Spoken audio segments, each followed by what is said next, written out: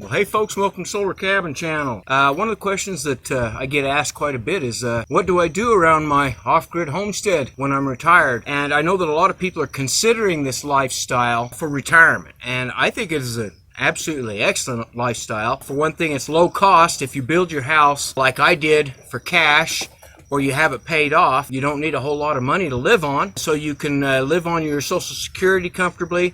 Or maybe you're like me, you run a small business. I run a business online selling my off-grid books and cabin plans and designs like that. I'm also an Amazon influencer and associate. I do reviews of products that I think will work well for off-gridders, and I make a small commission from those if someone buys through my Amazon links. So I have enough money to live on very comfortably because I have no house payments and no utility bills. So it is an excellent life for people that are considering retiring. And if you want to retire early, I was able to retire at 49 because I had ran a pest control company for a little over 10 years before that. I knew I wanted to retire early because of health conditions, and so I put most of that money away in savings. Just have been surviving basically just off of what I make from YouTube videos and my online business. So you can live very comfortably being retired off-grid. Now, I built my cabin in 2005. At that time, I built it for $2,000. It would probably cost you closer to $8,000 now to build a cabin like mine. But you can build small off-grid houses without needing a lot of money. Then the lifestyle that you choose when you're off-grid, that's entirely up to you. For me, I like to hang out with my dogs. I do a lot of hiking, camping, fishing, sightseeing. I like to make videos, of course. I also am trying to be a gardener. I'm not a very great gardener. My mom was a good gardener. And I just planted these. These are my 2 tubs. And I actually inherited these from my mom. They were hers. And I've got tomato plants in there, pepper plants, cucumber plants, and I've got marigolds in there, which is a natural pesticide to keep the insects away. See, I'm learning about gardening. And then I've got my other planters here filled up with different flowers, and I like flowers and things like that. And there's always some small chores I need to do around my homestead here, whether it's fixing something or moving something. This year I'm going to be working on landscaping my bigger piece of property. And so I've got chores and things, projects and plans every year to improve my homestead. And that's basically for my own benefit and enjoyment. It also can be a moneymaker, because if I'm growing some of my own food like this, that reduces my food costs. Plus what I get from tomatoes and other plants like that is a whole lot better than the store-bought stuff. If you've ever had homegrown vegetables, you'll know that there's a major difference in the flavor and taste of those than what you can get from the store. Now, some other things I do. A lot of people say, well, what do you do when you're retired? Retirement in general can be a real strain for a lot of people.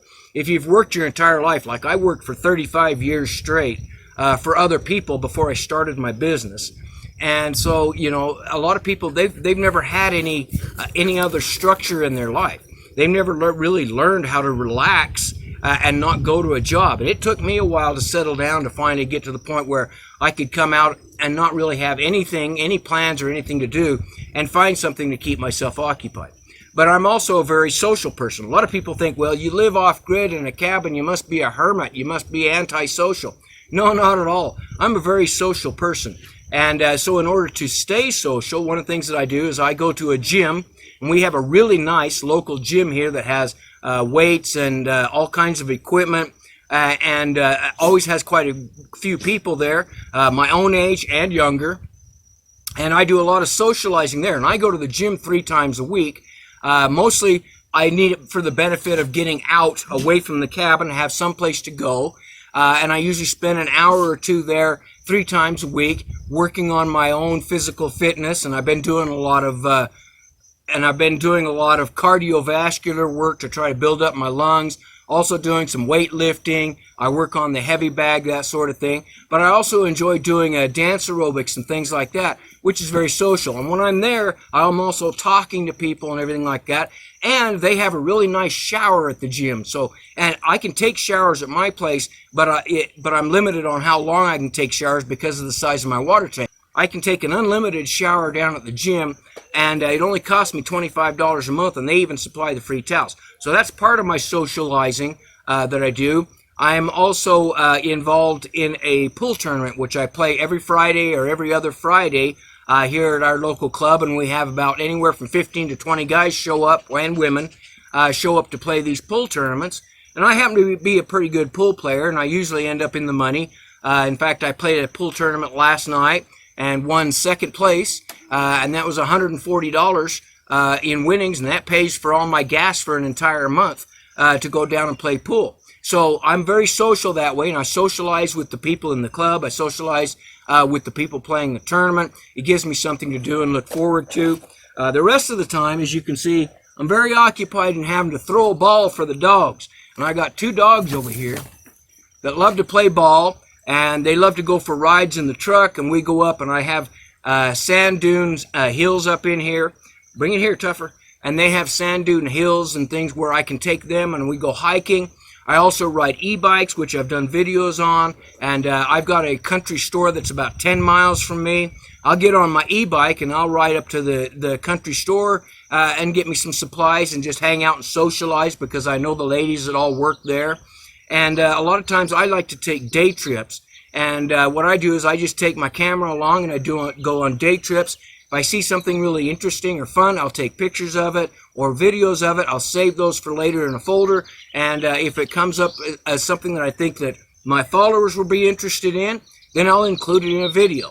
Other projects that I'm working on is I'm working on my Vardo, which I'll show you over here. I've also been working on this Vardo camper for a little over a year now. I got this built, and then I had some trouble with the truck that I was planning on pulling it with. Oh, Tougher. And so I never did get it out much for camping. I'm still working on the interior of this thing. I need to put a new tire on it. And you can see other projects I'm working on. I've been replacing old fridges with some new fridges. I've got my solar panels out working full time, and I'm working on getting some better mounting systems for some of these older solar panels. I've got my new solar panels on good mounts. But a couple of these poly panels, I need to put on some better mounts, so I'm going to be working on that this year. I'm going to be re-landscaping this whole area right in here. This used to be a raised bed garden, but the boards eventually rotted out, which they will do after about 15 years. They rotted out and needed to be replaced. And so now I've kind of got a weed pile here where I took those old boards out, and I want to landscape this with some flowers. I'm going to put flowers and stuff in here. So I've got a lot of projects. Now, how many of them I'll get done before the end of the year, I don't know. But we got good weather finally, and it's getting warm here. It's been up, let's see, it was 85 degrees yesterday, and I've been going out, and you know, you have to be careful when it's that hot that you're not out too long. But I try to get out at least a couple hours in the morning, a couple hours in the afternoon, working around my place. And then on days when I don't feel like it, I go out and ride my e-bike, take the dogs for a hike. And of course I've got my gym and my pool, and I go down and socialize in town. And I don't live really far away. I'm only 10 miles away from a town. And I've got family in the area, and I've got friends in the area, so I can always go and visit them and see what they're up to. And sometimes we'll take long trips. We'll drive up to some of the resort areas that are around here, you know, other towns and that. So maybe we'll take a day, and I'll take up my friend Ken, and we'll go up to a resort area and just hang out there and have lunch or something like that. I also have some lady friends, and so I usually go and visit them once in a while. And we have what we call weekend dates, where we take off and maybe go camping for a weekend or something like that. And that's what I want to get this Vardo fixed up, so we can do some off-grid camping, and I can show you how that works. All right, folks, that is my lifestyle as an old retired off-gridder. So you can see that retirement is actually pretty fun. When you don't have any house payments or utility bills, your money goes a lot farther, and you can do a lot more things, and you find that you have the time to really enjoy and settle down. It's not like you have to cram everything into a 2-week vacation like most people do, and you have to get as much as you can out of there. You don't feel like you had any vacation at all. A lot of times something comes up and it interferes with your vacation or screws up your vacation. My life is pretty much a vacation, and work is just what I do when I feel like it. All right, folks, I hope this was entertaining and maybe educational for people that are considering retiring off-grid. Have a great day.